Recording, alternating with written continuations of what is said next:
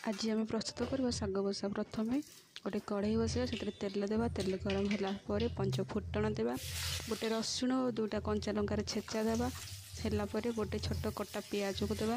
जे भल भाव भाज। ये मुझे जह्नी नहीं जह्नी 100 ग्राम, आलू 100 ग्राम, कखारू 100 ग्राम। से अल्प हलदी गुंड लुण दे भल भाव भाजा।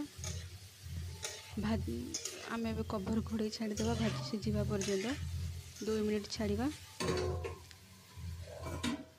एबे हमर परिवा सीझी आसला। एबे हम कभर खोली देखा। एबे काटिकी रखिथिया कोसला शाग को देवा। शाग को दे भल भाव गोलैवा। भल भाव गोली सारा पर आम कभर दे छाड़ीदे 2 मिनिट शाग सीझा पर्यंत। आम लो फ्लेम करवा। शाग सीझी आसला। देखिपे आज आमर प्रस्तुत हो जाए कोसला शाग जह्नी कखारू दिया भजा।